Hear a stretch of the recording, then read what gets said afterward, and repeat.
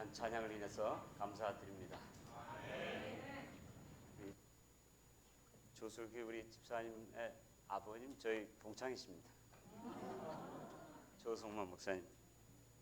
그 아버지의 그 아들 아버지보다 더 노래를 잘하신 것 같아요. 발전하는 가정입니다.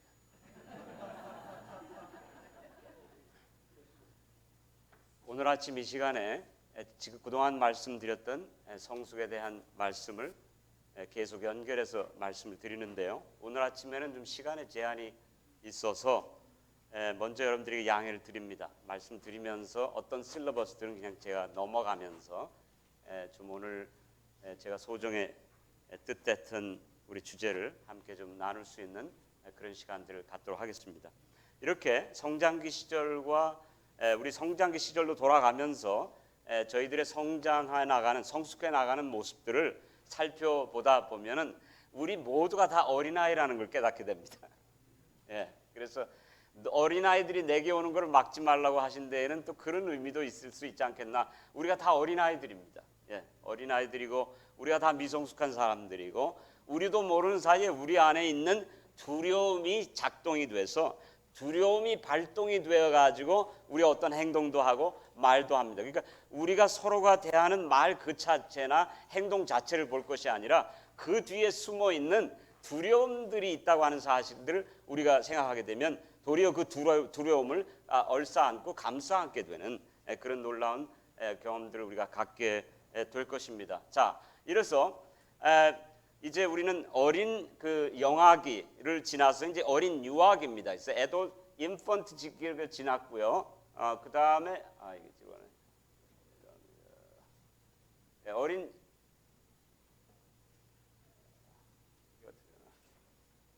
이제 애돌 인펀트를 지났고요. 그 다음에 이제 지나고 난 다음에 이제 유아기를 이제 거치게 됩니다. 그래서 참. 이빨 2개만 있어도 이렇게 행복합니다. 근데 이제 영아기 때 돌봄을 잘 받으면 이제 유아기 때 어떻게 해요? 나를 돌볼 수 있는 법을 이제 배워 나가기 시작하게 되는데 그게 그렇게 톱니바퀴처럼 말려 돌아가지가 않아요. 어릴 때 돌봄을 제대로 유아기 때 받지 영아기 때 받지 못하니까 그 다음에 이제 어떤 유아기 때의 증상이 생기는가 함께 살펴보겠습니다. 먼저 유아기 시절의 과제를 먼저 살펴보도록 하겠습니다. 어머니와 딸이 이렇게 즐거운 시간들을 갖는 것.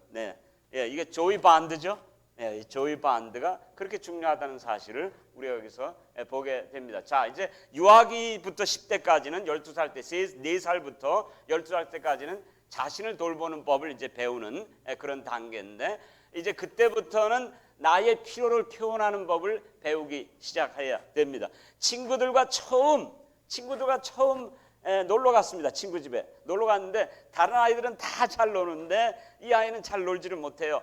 두렵습니다. 엄마가 그리워요. 그래가지고 엄마한테 전화를 합니다. 그래서 엄마 나 좀 와서 데려가. 나 여기서 자는 거 싫어. 엄마하고 같이 자고 싶어. 근데 그 아이가 그렇게 할 때에는 또 두려움도 있지만 또 수치심도 있어요. 그렇죠? 수치심이 작용됐습니다. 그럴 때 엄마가 그 아이에게 아니야 너 참고 거기서 한번 있어봐. 그 혼자 있는 것도 배워야 돼.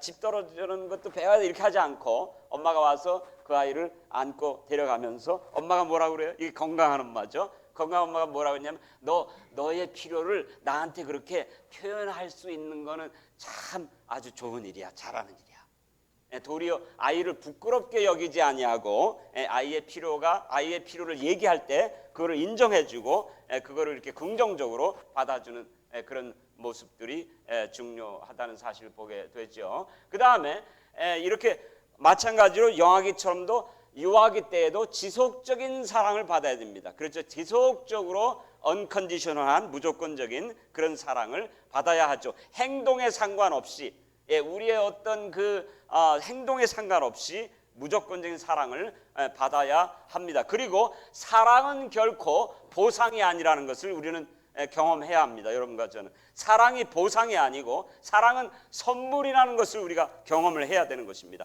아내를 사랑하고 자녀를 사랑하고 남편을 사랑하는 것은 보상이 아니고 뭐예요? 선물입니다. 다 같이 한번 따라서 해보자. 사랑은 선물이다. 사랑은 선물이다. 사랑은 보상이 아니다. 그러므로 사랑은 구걸할 수 있는 게 아닙니다. 결코. 사랑은 구걸해서도 안 되고요. 또 구걸하는 사람에게 주는 것은 사랑이 아닙니다. 그렇죠? 우리가 길거리에 있는 거린들에게 저희가 사역을 해봤지만은 제가 오랫동안 사역을 하면서 5년 동안 사역을 하면서 정말 자책감에 사로잡힐 때가 많이 있어요. 왜냐하면 이 사람들에게 해줄 게 별로 없어요. 그렇죠? 물론 따뜻한 밥을 갖다가 주기는 하지만은 그것 위에 이 사람들에게 우리가 뭐 해줄 수 있는 일이 별로 없다고 생각해서 때로는 좀 낙담될 때도 있었어요. 왜냐하면 이 사람들은 계속 거린의 삶을 유지하면서 그 중에 정말 1%도 안 되는 사람이 개과천선해서 변화되거든요. 여러분 LA에 가면은 유명한 드림센터라고 어떤 한 할머니가 자기 집 거라지에서 노숙자들 돌봐주고 이렇게 하다가 그것이 켜져 가지고 지금 뭐 10밀리언짜리 그때 당시죠. 지금 뭐 엄청나게 더 비싸졌는데 엄청난 10층짜리 빌딩을 사게 되고 그래서 거기서 정말 1000여 명의 볼런티어들이 전 세계에서 와서 봉사하면서 거기에서 그 길거리에 거린들을 데려다가 중독자를 치유하는 치유 프로그램을 합니다. 그래서 제가 거기에 사람들을 보내요. 우리 교단에서 하는 것이 아님에도 불구하고 이제 보냅니다. 왜냐하면 보낼 곳이 없어요. 중독자들을 보낼 곳이 없어요. 왜? 저희가 중독자들을 다뤄보니까 문제는 뭐냐면 우리가 중독자들에게 해줄 수 있는 건 아무것도 없어요. 물론 기도도 있고 말씀도 있고 다 있지만 그들은 24시간 누가 돌봐줘야 돼요. 24/7 돌봐줘야 하는데 누가 그걸 할 수 있습니까? 처음엔 제가 그것도 모르고 정말 설익은 그런 생각으로 그들을 돌봐줬어요. 돌봐주기 시작했는데 문제는 뭐냐면 제가 중독자들을 낮춰보는 것이 아니라 이 중독의 현상입니다. 사람이 중독되면 무엇에 중독되면 인생의 밸런스가 깨지고 인생의 기능적인 능력이 깨지면서 더 나아가서 어떤 현상이 되냐면 중독자들이 만지는 것마다 다 망가져요. 참 신기하죠? 그래서 제가 중독자를 저희 집에 와서 치유를 받고 우리 사람 고생 많이 해요. 한 몇 주 동안 치유를 해줘서 아주 나아졌어요. 그랬더니 자기가 어디 가서 지금 가가지고 이거 꼭 가져와야 된대.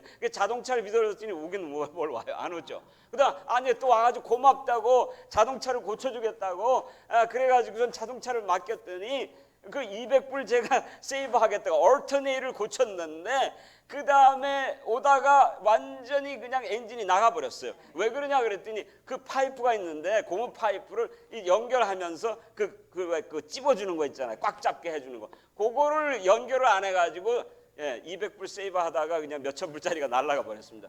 자, 그런데 또 이제 고치다가 이제 뭐 자동차를 또 위에를 또 고쳐주겠대. 올라가더니 또 뭐 깨지고. 그래서 제가 깨달은 건 뭐냐면, 중독자들이 이렇게 밸런스를 잃고 인생의 기능성을 잃게 되니까 중독자들이 만지는 것마다 다 망가지는 겁니다. 그래서 그 사람들은 정말 1년이고 2년이고 가서 그렇게 치유받을 수 있는 대로 보내야 돼요. 저희도 한 사람을 신학 공부하다가 중독자가 돼가지고 이 사람이 사역을 할 수가 없어요. 사역을 할 수가 없을 뿐만 아니라 가정이 깨지고 결혼 관계가 다 망가지고 아이들도 다 아이들 갓난 아이도 다 이제 깨어지게 생겼어요. 그래가지고 어떻게 합니까? 1년 동안을 고생해가지고 이제 그 사람을 이제 드림센터로 보냅니다. 그런데 거기에 딱 가가지고 이 친구가 나한테 하는 얘기가 제가 그랬어요. 여기 들어가서 절대 나오면 안 된다. 그런데 100명이 들어가면 99명은 나온다. 그러니 너는 1%가 돼야 된다. 그랬더니 나한테 이 친구가 목사님 걱정하지 마십시오. 그러면서 나한테 뭐라 그러냐면은 이거 플립폰 있잖아요. 플립폰 그 싼 거 그거를 가지고 갔는데 내 앞에서 그 플립폰을 쫙 깨버리는 겁니다. 내가 결심했습니다. 안 나올 겁니다.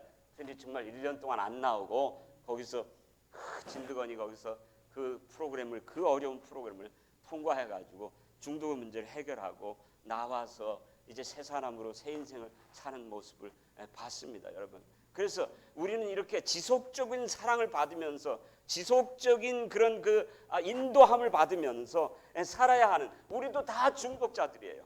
길거리에 있는 거린만 중독자인가? 우리도 다 중독자예요, 그렇죠? 알코올 중독자가 아니면 여성들은 잔소리 중독, 그렇죠? 잔소리 중독, 그렇죠? 그게 말을 안 들어요, 그렇죠? 그다음에 남성들은 또 무슨 중독이에요? 삼천포로 빠지는 중독, 자기 동굴 속으로 들어가는 중독, 그렇죠? 그다음에 우리는 다 이 죄악으로 인하여 정상적인 기능을 잃어버리는 삶을 우리가 살고 있습니다. 감동 감화가 안 되는 중독, 마음이 무뎌진 중독, 무지한 중독, 이런 모든 중독. 그렇기 때문에 우리는 지속적인 사랑을 받아요. 오늘 오후에 하나님께서 여러분과 저에게 얼마나 집요하게 다가오시는지 오늘 오후에 여러분과 저가 중요한 말씀을 함께 나누도록 하겠습니다. 자, 그런데 이 유아기에 자기 표현하는 법을 배워야 돼요. 어려운 일을 시도하는 것들을 가르쳐야 합니다. 탤런트를 개발하게 되죠. 빨리 넘어가시다. 자신의 필요를 이해하기 시작합니다. 인생의 큰 그림을 그리기 시작하죠. 그런데 이렇게 유아기 시절에 자기의 정상적인 필요나 계속적인 사랑을 공급받지 못하게 되면 정서적인 어린아이가 되죠. 그래서 어린아이 때 돌봄을 받지 못하면 영아기 때 돌봄을 받지 못하면 자아 중심적인 사랑이 됩니다. 왜냐하면 나밖에는 나를 돌볼 사람이 없다고 생각하게 됩니다. 그래서 자아 중심적인 사람이 돼서 그 자기를 돌보는 것까지는 좋은데 어떻게 돌봐요? 다른 사람을 무엇하면서까지 희생시키며까지 자기를 돌봅니다. 그러니까 이 사람과 같이 있으면 계속 이렇게 빨려 들어가는 인생이 되죠. 소위 중독자의 삶이 그렇지 않습니까? 나의 필요, 나의 욕구를 채우기 위하여 내 주변에 있는 모든 사람들을 희생시키는, 한 번은 나이가 40이 훨씬 넘은 청장년인데 부모님께 의존돼서 살고 있어요.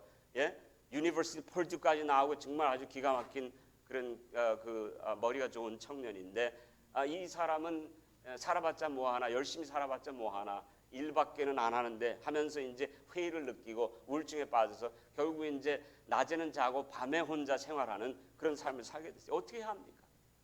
이 친구를 보내야 하는데 어떻게 해야 합니까? 다 큰 청년을 뭐 내쫓겠습니까? 어떻게 해야 합니까?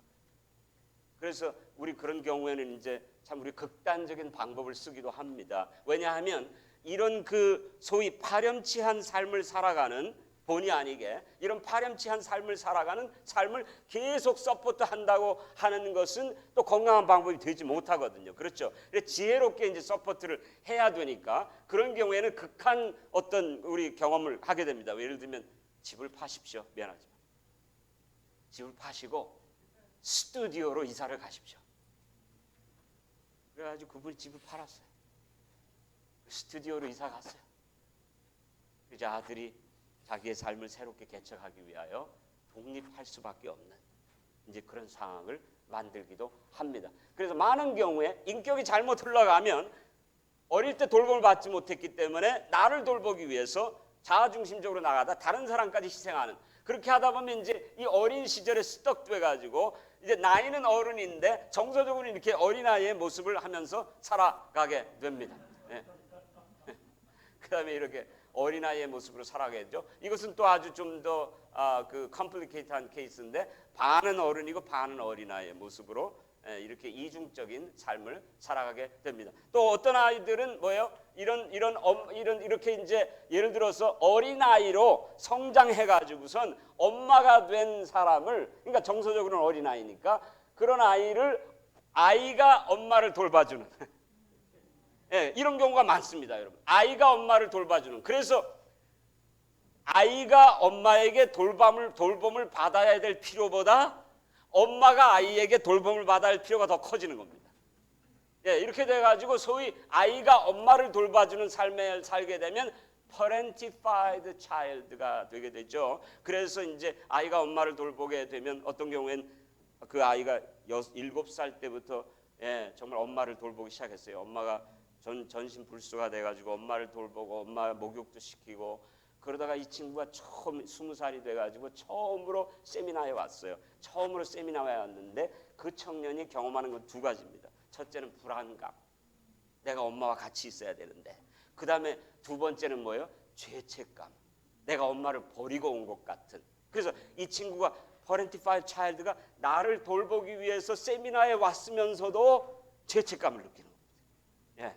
그래서 참 하여튼 이 세상의 이 브로큰네스가 우리들의 삶 속에 이렇게 참 같지 않는 여러 가지의 그런 복잡 미묘한 그런 감정들로 고통을 하도록 우리의 삶을 이끌었습니다. 빼앗긴 어린 시절 상실감. 자, 오늘은 이것에 대해서 제가 말씀드릴 시간이 없습니다. 존 브레샤라고 하는, 제가 여기 코테이션을 했는데 존 브레샤라고 하는 사람이 쓴 책을 여러분들이 보시면 매우 도움이 되겠어요. Shame that binds you. 그 나를 얽어매는 수치의 삶에서 어떻게 자유할 수 있을 것인가. 성장기 시절에 어린 시절에 그 스떡된 우리들의 자아가 어떻게 우리의 인생의 삶 속에 나타나는지를 여기 쭉 설명했습니다. 상처난 소아적 자아가 어떻게 사람을 혼탁하게 만드는가. 그래서 컨테미네이시라고 하는 내용으로 이름이 홈컴이라는 책에서 이렇게 나왔어요. 그래서 성장기 시절에 어린아이가 자라나다가 정서적으로 스떡이 되면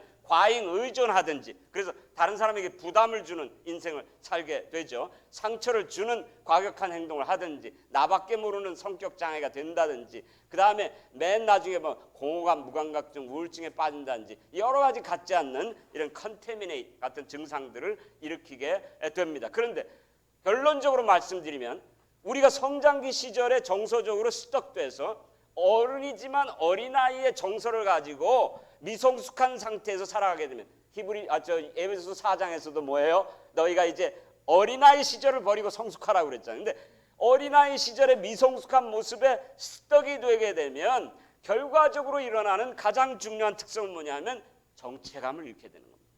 내 자신이 누구인지 모르게 되는 겁니다. 그래서 모든 말씀에, 제가 어제 드린 말씀에도 강조했지만은 정체감을 잃는 데서 오는데, 사단이 우리가 그리스도인의 정체감, 여러분 재림교인의 정체감, 한국인으로서 정체감 다 중요하지만 가장 중요한 것은 그리스도인으로서의 정체감입니다.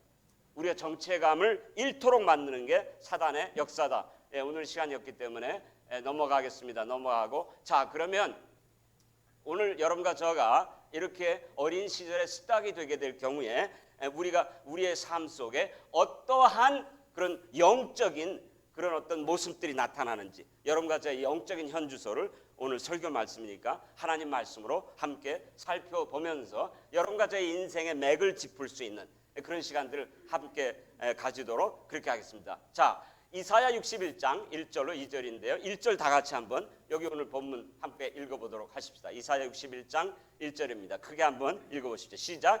주의 하께서 나를 성령으로 충만하게 하셨으니 가난한 사람에게 기쁜 소식을 전하게 하시려고 나를 택하여 보내셨다. 그가 나를 보내신 것은 마음 상한 자를 고치고 포로된 자에게 자유를, 갇힌 자에게 석방을 선언하며 여호와께서 은혜 베푸실 때와 그랬습니다. 자, 여기 인간의 현존의 모습을 우리 이사야 선지자를 통해서 세 가지로 설명을 했습니다. 뭡니까? 마음이 상한 자다. 마음이 상한 자다. 두 번째는 포로된 자다. 그 다음에 갇힌 자다. 마음 상한, 갇힌 자는 같죠. 마음 상한 자와 그 다음에 포로된 자의 두 가지 모습을 보게 됩니다. 그죠? 그 다음에 갇힌 자는 똑같은 의미니까요. 그 다음에 여기 또 누가복음 4장 18절에서 이사야 61장을 우리가 코트하면서 눈먼 사람을 다시 보게 하며 그랬습니다. 그래서 여기 이 본문이 굉장히 중요한데요. 저는 상담 사역을 하면서 이사야 61장과 누가복음 4장 18절을 항상 사용하는데, 여러분 한의사한테 찾아가면 신기한 경험들 여러분 하게 되죠. 예? 한의사들이 맥을 딱 짚은 다음에 뭐라 그래요? 아, 간이 나쁘시군요. 그렇죠.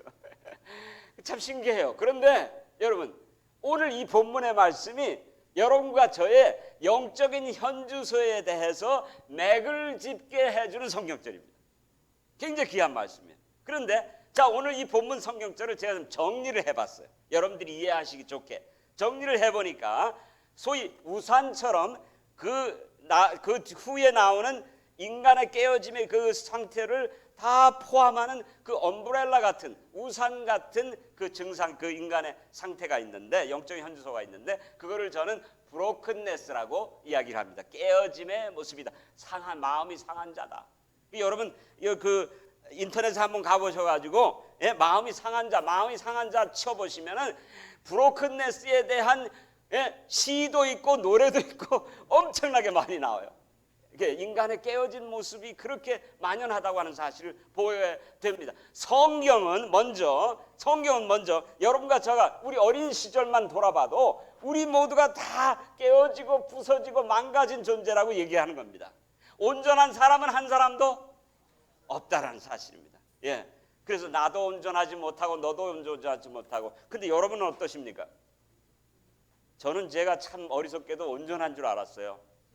왜냐하면 재림교인에다가, 그렇죠, 그다음에 멸치 꽁다리도 안 먹고 자랐으니까.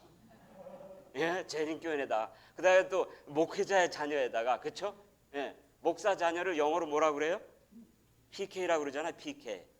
그 PK가 Pastor Kids인데 다른 말로 표현하면 Perfect Kids거든요. Perfect Kid. 저는 제가 깨어지고 부서졌다는 거를 언제 깨달았냐면 애셋 낳고 난 다음에 깨달았어요. Too late. 예, 벌써 다 망가뜨렸어. 예, 애셋 낳고 난 다음에. 제가 30대 초반에서 나라고 하는 인간의 현존은 깨어진 존재다. 물론 저희 어머님이 돌아가시고 난 다음에 새어머님이 오시고 그래가지고 저희 새어머님이 저희한테 저희 어머님은 두 분을 모셨는데 하늘에 가면 오른 양쪽에 두 분을 모시게 되는데 저희 어머님 두 분을 서로 소개를 좀 시켜줘야 되는 일이 남았어요. 잘 지내실 수 있기를 바랍니다.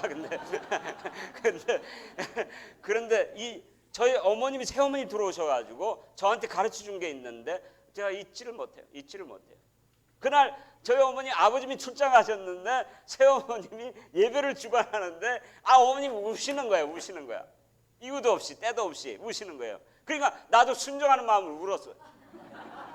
그때는 뭐 순종 안 하면 죽으니까, 그렇죠? 근데 순종하는 마음으로 울었더니 내 동생들이 또 두려워가지고 형한테 딱 보니까 동생들이 두려워가지고 안 죽으려고 또 우는 거야. 다 울어버렸어요. 다 울어버렸어요. 그랬더니 겸연쩍잖아요. 쑥스럽잖아요. 다 큰 사람들이 울어버리니까 각자 서러움에 울었는데 여러분 비디오 보면서도 각자 서러움에 울잖아요. 그렇죠? 그런데 그렇게 딱 울고 났는데 어머님이 너희들도 엄마를 잃어서 울고 나도 내 남편한테 배척받아서 울고 근데 너나 나나 다 깨어진 항아리야. 그래서 이 깨어진 조각들이 다 산산조각 나서 꿈이 깨지고 다 깨졌는데 이제 예수님이 오셔가지고 그분의 그 사랑의 접착제로 지금 보니까 크레이지 글루 그 크레이지 글루로 다시 접착을 해주시면 깨어지기 전보다 더 든든한 그릇이 된단다. 아멘입니까? 아멘. 그 어머님이 그때 어떤 정신으로 그런 말씀을 하셨는지 몰라. 그건 아주 영감으로 하신 것 같아.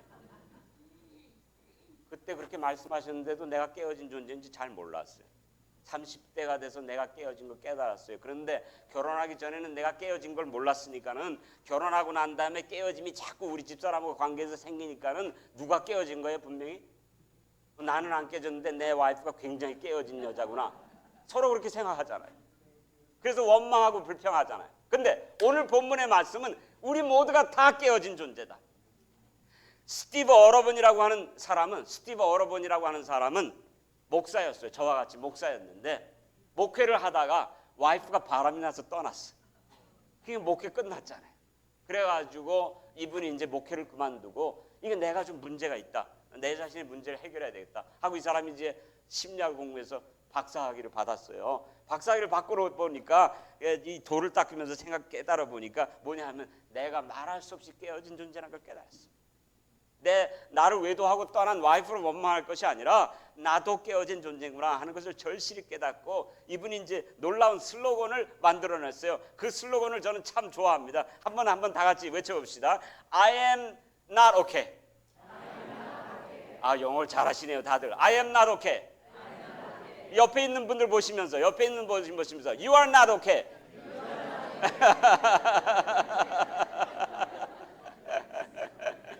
근데 여러분이 죄인인 거를 오늘 제가 증명을 했어요.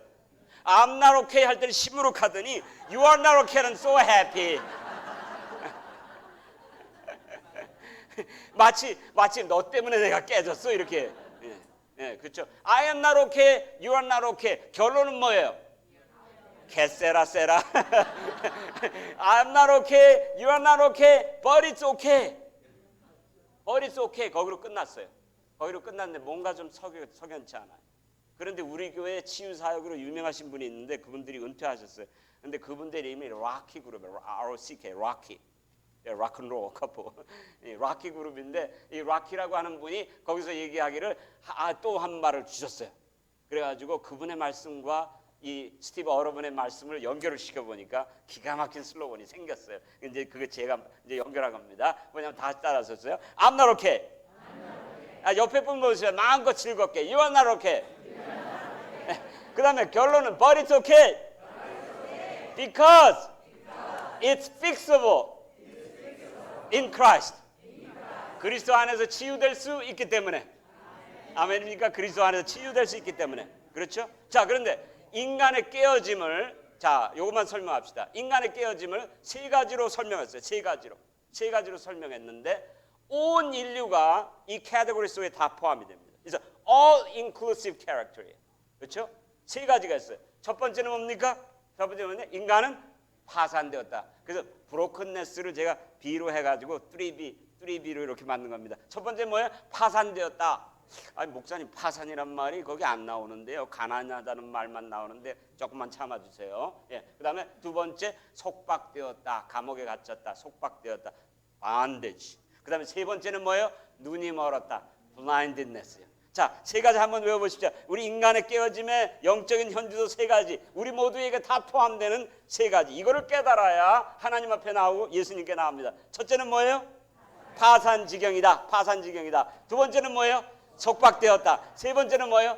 눈이 멀었다. 이게 보통 심각한 상황이 아닙니다. 자, 그러면 우리의 두뇌에 네 가지 두뇌가 있는데 정서의 두뇌 속에 림빅 시스템이라고 하는 그런 곳이 있는데 바로 이 림빅 시스템이라고 하는 곳에 모든 정서적으로 깨어진 경험들과 추억들이 여기에 이제 다 모여지게 됩니다.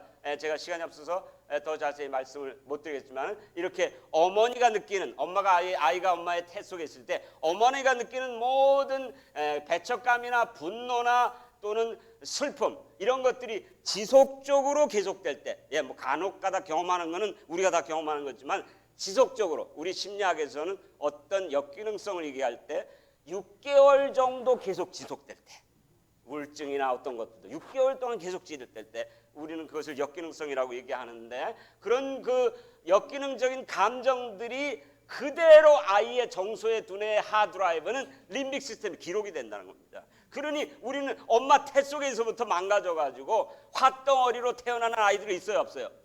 밥 먹으라 그래도 화내는 아이들 있죠. 예, 그거는 어릴 때부터 망가졌어요. 한 번은 제가 한 교회에서 설교를 하는데 제가 청년 목사로 설교를 하는데 제가 목소리를 좀 높이기만 하면 화를 내요, 나한테. 끝나고 나서 막 신경질 내고 짜증 내고 그래서 제가 왜 그런가 그랬더니 우리 사람이 가만 놔두래. 걔가 화덩어리니까 가만 놔두래. 그래서 가만 놔뒀어요. 근데 이제 그 교회를 떠나가지고 제가 이제 다락방에서 목회를 하고 있는데 이 화덩어리가 또 우리 교회 찾아온 거예요. 그래가지고 이제 제가 불안해졌잖아요. 그런데 이제 예배를 다 마치게 됐는데 이쪽이가 나한테 찾아온 거예요. 목사님 저 기억하시죠? 그때 확실하게 기억한다 그러면 또 상처받아요. 예. 그래서 그럼 잘 왔다 반갑다 그랬더니 그 친구가 나한테 목사님 저를 기억할 거예요. 아마 저 때문에 굉장히 트라우마 많이 받으셨을 거예요. 저희 교회 떠나실 때 저 때문에 굉장히 기뻐하셨죠? 막 이러는 거예요. 완전히 뭐 기가 막히게 그러면서 목사님 근데 내가 그렇게 화가 난 줄 아세요? 몰랐대요. 내가 몰랐죠. 그랬더니 이 친구가 하는 얘기가 자기는 알코올 중독자 아버지가 있었대요.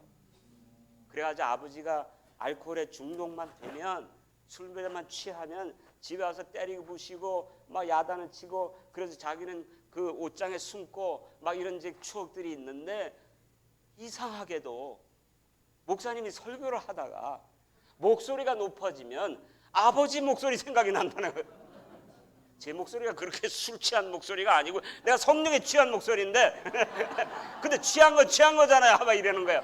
그래가지고 이 친구가 그게 트리거가 된 거예요. 방아쇠가 잡아들인 거예요. 심리학에서는 방아쇠가 잡아들인 거예요. 그러니까 누가 무슨 말을 했는데 아무 의미 없이 얘기했는데 내가 지난날의 상처가 이게 방아쇠가 잡아당겨진 거예요. 이래가지고 화가 나서 내가 괜히 목사님한테만 내가 화냈어요. 목사님 죄송합니다. 와, 미안하다고 와서 그렇게 얘기하는 거 얼마나 큰 힐링입니까? 그렇죠? 예, 그래서 참 반갑다고 인사하고 정말 네가 고맙다 이렇게 자기가 상담을 받으면서 깨달았대요. 근데 거기서 끝나면 좋은데 이 친구가 그 다음에 나한테 목사님 부탁이 있대요. 그게 뭐냐 그랬더니 주례를 좀 서줄 수 있겠네요. 그래서 누가 만나야 돼. 좋은 남편을 만나가지고 남자를 만나서 이제 결혼을 하게 됐다는 겁니다. 그러면서 나한테 주례를 해달라는 거예요. 그래서 나 주례하다가 네가 화나면 어떡하냐 그랬더니 상담 받아서 치유 받았다 그랬잖아요.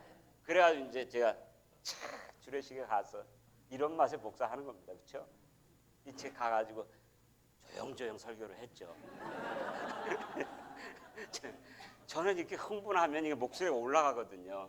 예, 고래고래 소리 지는 게 아니고 이게 흥분하다 보면 말씀이 너무 감격해가지고 내가 흥분한데 그때 내가 굉장히 자제를 하면서 설교했는데 지금 자식들 둘 낳고 잘 살아요. 와, 그 남편이 당뇨가 있어가지고 인슐린을 계속 맞으면서 사는데도 참 하나님이 그 두 사람을 복음으로 회복시키니까 정말 서로 사랑하면서 그렇게 깨어진 가운데서도 그렇게 부서진 가운데서도 그런 정말 아련한 사랑이라 그래요. 아련한 사랑을 나누면서 사는 모습을 봤어요. 자, 그런데 가난하고 무력한 상태, 우리가 파산됐다는 것은 무력한 상태. 좀 이따 설명하겠습니다. 속박, 죽음, 중독의 상태. 이 반대지잖아요. 그 반대지, 그 속박에서 뭐예요? 창살 없는 속박이죠. 누가 우리를 건져냅니까? 그 다음에 블라인드네스, 눈 먼 건 뭐야? 부정하고 가면 쓰는 거죠. 여러분 안식일날 교회 올 때 안식일 가면 쓰죠. 안식일 가면. 해피 세븐, 해피 세븐. 싸우다가도 저 파킹 가서 딱 내리면서 해피 세븐 저 가면 딱 쓰죠. 근데 이게 도움이 되더라고요. 저도 제 와이프랑 처음에 결혼해가지고 어떨 땐 싸울 때도 있었어요. 싸우다가 교회 가면 파킹 스탑해가지고 교회 들어가면서 해피 세븐, 해피 세븐 하다 보면 나중에 해피해지더라고요. 뭐 때문에 싸웠나? 그래서 어떤 부부는 그 성숙한 부부가 있는데 저한테 상담을 왔는데 뭐라 그러냐면 이 사람들, 이 부부들은 결혼하기 전인데 너희들 싸우면 어떻게 하냐? 근데 싸움을 어떻게 해결하느냐가 제일 결혼의 관건이에요. 그러니까 싸우면서 더 가까워지는 부부가 있고 싸우면서 멀어지는 부부가 있어요. 근데 그거는 뭐 오늘은 싸울 때는 아니니까 그런 말씀 제가 안 드리겠는데 그 부부는 뭐라 그러냐면 그 너희들 싸우면 어떻게 하냐?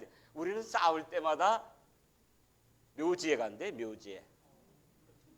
그 남편이 굉장히 지혜로운 남자인 것 같아.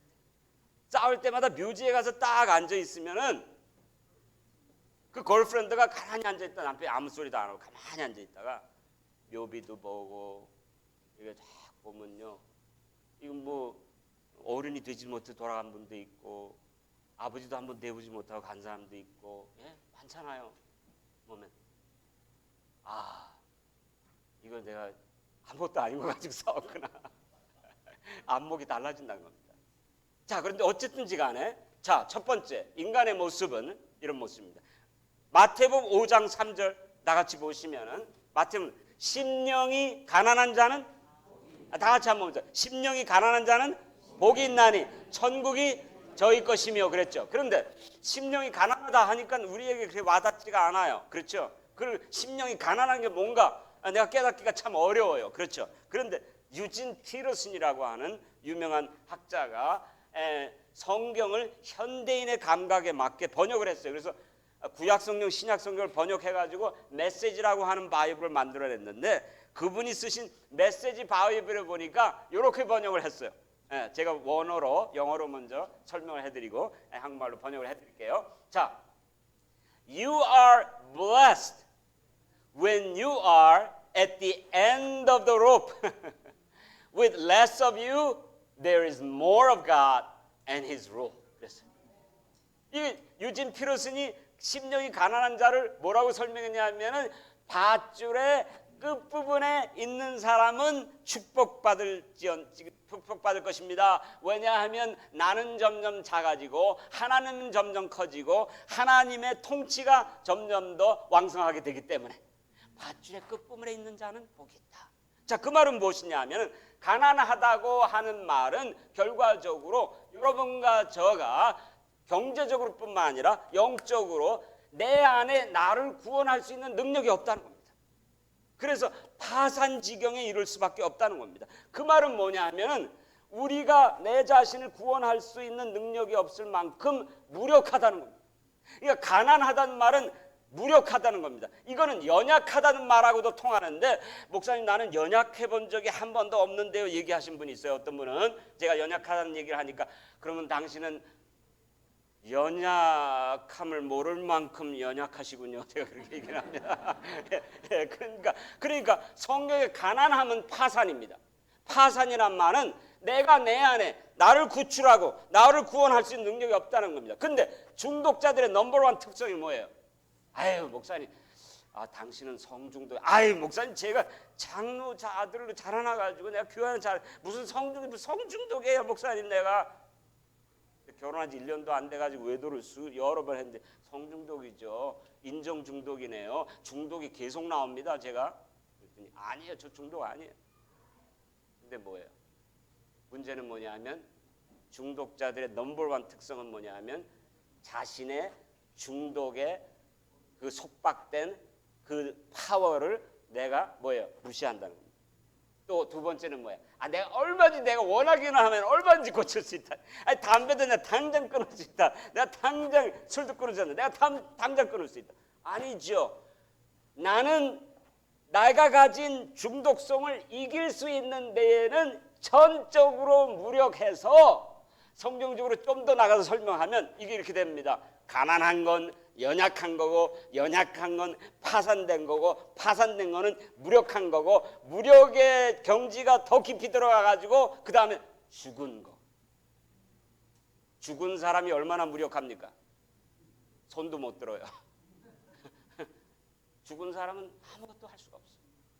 그래서 성경에서 여러분과 저가 언제 거듭나느냐, 언제 새 사람이 되느냐, 언제 하나님의 능력을 체험하느냐, 조금이라도 자아가 살아있으면 언제 체험하느냐, 성경에 나온 아브라함처럼 내가 아이를 낳을 수 있는 능력이 내 씨앗에 뭐예요? 100% 없을 때. 여러분, 언제 하나님의 능력이 와요? 내가 밧줄의 끝부분에서 나의 무력함과 나의 연약성을 처절하게 깨닫는 그 자리에서 하나님의 왕국의 생명이 온다는 겁니다. 그러므로 하나님의 생명은 어떤 자리에 와요? 살아있어서 꿈틀거리는 자리에 오는 것이 아니라 하나님의 생명은 죽음의 자리에 온다는 겁니다. 내가 죽었다는 것을 깨닫는, 나는 그렇게 무력합니다. 하나님 앞에 내가 손들고 옵니다. 여러분, 알코올 중독자들이 AA 그룹에 가가지고 75% 이상이 교회에서보다 더 많이 치유가 된대요. 왜냐하면 거기에 가면 다 무력한 사람들이 동질감을 느끼면서 수치심 없이 서로 용납하면서 I am powerless over the power that overtakes me. 나를 사로잡는 능력에서부터 내 자신을 자유케 할 수 있는 능력이 내게는 전혀 없다. 그런데 예수 그리스도의 십자가가 언제 어떻게 왔습니까? 우리 로마서 5장 6절에 보니까 우리가 연약할 때, 우리 한국 성경에는 연약할 때라고 설명을 했는데, 이게 어원적으로 따져 들어가면 무력할 때, 우리가 파산되었을 때에, 우리가 가난할 때에, 우리가 아무것도 할 수 없을 때에, 아니요, 성경적으로 더 깊이 들어가면 내가 허물과 죄로 죽었을 때에, 죽은 사람이 살려달라고 얘기도 할 수 없는, 능력이 와서 생명으로 살려줘야만 생명을 얻는, 아무것도 할 수 없는. 그래서 요한복음 15장에서도 너희가 나를 떠나서는 뭐예요? 아무것도 할 수 없는, 죽었다는 겁니다. 죽었다는 겁니다. 제가 상담을 수십 년을 해오면서 수천 명을 만나보면서 제가 얻은 결론은, 이거는 내가 할 수 있는 게 아니구나. 이거는 심리학이 할 수 있는 게 아니구나.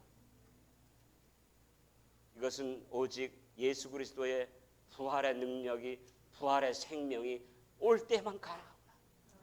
길거리에 있는 거린들이 거듭나는데, 길거리에 있는 거린들이 거듭나야 변화되는데, 이 사람들이 마약에 취해가지고 항상 기쁘죠. 기뻐요, 그 사람들. 그래가지고 붐박스 가지고 다니면서 하하하 이러면서 패스트롬. 그 사람들이 새 사람이 되기 위해서는, 중독의 능력을 이기기 위해서는 부활의 생명이 와야 돼요. 근데 오늘 제가 감히 이렇게 말씀드려요. 길거리의 거린들은, 길거리의 사람들은 자기들이 깨어지고 부서졌다는 것을 깨달아요. 다른 사람이 또 그거를 인식시켜줘요. You are broken people. 근데 교회 안에서 신앙을 한다는 우리가 깨어지고 부서지고 망가졌다는 것을 인정하는 것이 밖의 세상에서 깨어지고 부서진 삶을 사는 사람들보다 더 어려워요. 그런데 부활의 생명은 길거리의 거린들이나 교회에 나오는 형식적인 신앙인들이나 우리 모두가 다 2세, 3세 모태교인이나 상관없이, 우리의 직위에 상관없이, 우리의 영적인 사회적인 스테러스에 상관없이, 나는 엄성인이라는 이 존재는 심리학을 아무리 공부하고 박사학위를 받은들 무슨 소용이 있습니까? 어떤 상황이 있다 하더라도, 목사의 아들이라고 해도, 목사가 됐다고 해도 나도 길거리에 있는 저 사람들만큼 마냥 내가 그 사람들을 손짓하는 것 이상으로 부활의 생명이 나에게 오지 않으면 나에게는 희망이 전적으로 없는 겁니다. 전적으로 없어요. 여러분처럼 저의 마음속에 그런 절절함이 오늘 간절히 있게 되시길 바랍니다. 하나님 살려주십시오. 하나님 저에게 생명을 주십시오. 그래야 남편도 사랑할 수 있고 아내도 사랑할 수 있어요. 인간의 힘으로는 할 수가 없어요. 미워 죽겠는데 어떻게 합니까? 죽도록 밉대요. 죽도록 미워요. 어떻게 합니까? 안 되는 겁니다. 그렇죠? 자식도 미운데 어떻게 합니까? 네, 자식도 더 사랑하는 사람이 있는데. 자, 여기 보세요. 제가 이렇게 차트를 만들었는데 좀 설명합니다. 아유, 점심시간이 지나갔어요. 예, 저희 집사람이 그만하래요.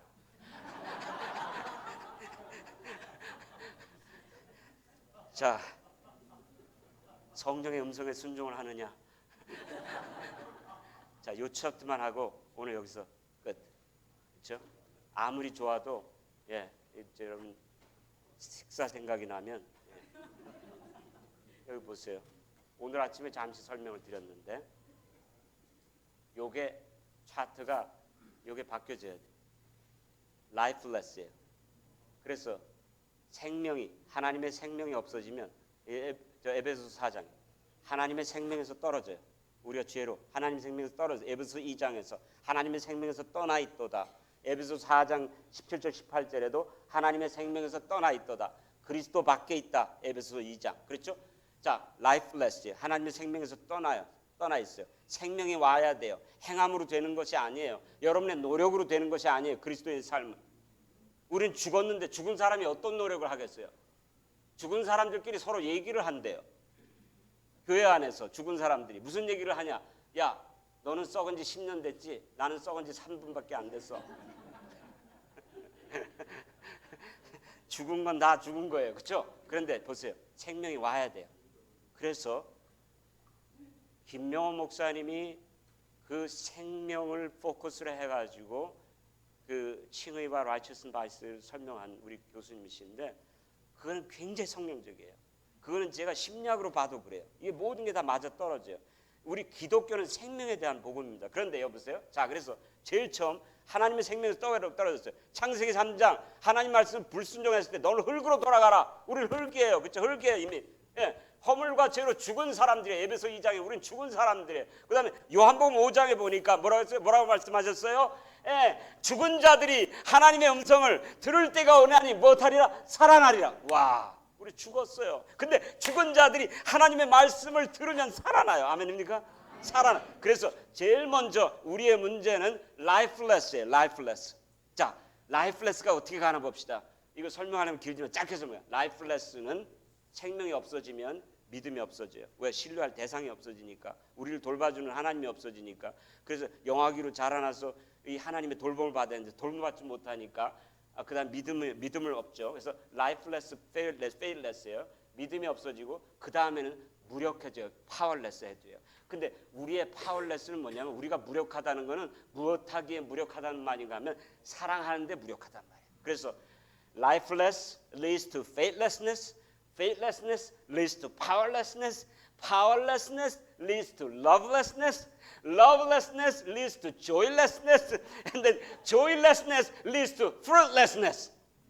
예, 이게 성경의 요한복음 전체의 요약이에요. 그러니까 생명이 없으면 믿음이 없어요. 왜? 생명이 없다는 말 아버지가 없다는 말이에요. 아버지가 없으니까 이방인처럼 아버지 없죠. fatherless. 우리 뭡니까? 마태복음 6장. fatherless 하니까 아버지가 없으니까 염려하고 걱정하죠. 염려하고 걱정하니까 이방인이죠. 그러니까 아버지가 없는 거니까 신뢰감 있죠. 그래서 fatherless, 그 다음에 무력하게 됩니다. 무력하단 말은 그 다음에 뭐예요? 우리가 사랑할 수 있는 능력이 없다는 거죠. 사랑하지 못하니까 기쁨이 없어요. 그렇죠? 기쁨이 없으니까 열매가 없어요. 이거를 뭐냐면 vicious cycle. 오늘 오후에 제가 여러분들이 오시면 abundance cycle을 제공해 드리겠습니다. 예, 복음이 오면 이 vicious cycle에서 abundance cycle로 가는데, 자 보세요. 여러분들이 이렇게 less로 가다 보면 그 다음에 어떻게 되냐면 이게 바로 연약하고 죄인이고 wicked. 요한복음 로마서 5장 6절 8절 10절 우리가 연약할 때, 우리가 죄인 되었을 때, 우리가 원수 되었을 때 그겁니다. 그거는 어원적으로. 근데 재밌는 건 weakness하고 wickedness가 같이 가요. 어원적으로. 그래서 그게 어떤 말로 통하냐면 아스테노시스라고 하는 말로 통하는데, 이 아스테노시스란 말은 이거는 하나님께서 받으실 만한 재물이 되지 못한다는 거예요. 그 말은 뭐예요? 우리가 깨어지고 망가지고 부서지고 다 점이 많은, 흠도 많은 존재예요. 그래서 그것이 우리에게 반대지를 가져오지요. 그래서 바로 그것이 여러분과 저의 속박을 가져오기 때문에 요한복음 11장에서 하나님께서 죽은 자 나사로, 죽은 지 나흘 동안 되었어요. 그래서 썩어 문드러지는, 벌써 코가 벌써 삐뚤어지고 썩어지는 나사로를 나사로야 나오라 하시면 Lazarus come forth 하죠. 죽은 자를 살리신 이유가 영적으로 여러분과 저가 죄에 속박돼 가지고 눈이 멀고 연약해지고 무력해지고 죽어있는 우리를 예수님께서 말씀으로 살리시는 사역을 얘기하는 겁니다. 아멘입니까? 예, 나사로를 나오라고 하시는 예수님께서, 근데 죽은 사람이 할 수 있는 거 딱 한 가지 있어요. 뭐예요? 죽은 사람이 잘 하는 거 한 가지 있어요. 뭐예요? 죽은 사람이 열심히 하는 거 한 가지 있어요. 뭘까요? 썩는 거. 그래서 우리의 삶 속에는 썩는 냄새가 나는 겁니다. 그렇죠? 우리가 씻지 않으면 썩고 계속 썩어요. 계속 썩어요. 그래서 사도 바울은 에베소서 4장 17절 18절에서 무슨 말씀을 하셨냐 하면은 이방인들처럼 썩고 부패하는 풍습에서부터 자유하라 하면서, 어떻게 자유합니까? 도덕적으로 열심히 노력해서 자유합니까? 아니에요. 어떻게 자유하게 된다고 그랬어요? 하나님의 생명을 받아라. 그래서 생명이 오면, 그래서 우리는 나사로의 요한복음 11장의 체험이 여러분과 저의 체험이 되어야 되는 겁니다. 아멘입니까? 눈먼 자는 또요. 눈먼 자는 또 어떤 체험입니까? 요한복음 9장에서 눈먼 자를 고치셨어요. 그렇죠? 그 다음에 가난한 자는 어디입니까? 요한복음 6장에서 오늘 후에 말씀드리겠어요. 5,000명을 먹이신 가난한 자, 5,000명을 먹이신 하나님의 은혜가 요한복음 6장에서 가난한 자에게 풍성한 은혜를 주시고, 요한복음 9장에서 눈먼 자를 살리시고, 요한복음 11장에서 죽은 자를 살리시는 예수 그리스도의 사역이 오늘 여러분과 저에 와야지만 희망이 있는 겁니다. 아멘입니까? 그 전에도 그 이후에도 희망이 없어요. 하나님께서 왜 깨어지고 부서지고 망가진 것 밖에는 안 받으실까요? 우리가 하나님께 드릴 수 있는 것은 깨어진 부서진 밖에는 없기 때문에. 자, 오늘 여기서 멈추겠습니다. 기도합시다. 하나님, 우리가 당신 앞에 깨어진 밖에는, 부서진 밖에는, 연약한 밖에는 가져갈 게 없습니다. 그런데 하나님께서도 우리의 깨어짐과 연약한 부서짐 밖에는 받지 아니하신다니 얼마나 감격입니까? 그리고 우리가 우리 자신을 구원하기 위해서 할 수 있는 것이 아무것도 없다는 이 나의 무력성, 나의 죽어진 상태, 이 상태를 오늘 깊이 깨닫게 하여 주시고, 하나님의 생명을 얻기 위하여 오늘 주님 앞에 간절히 나오는 삶이 되도록 인도해 주시옵소서.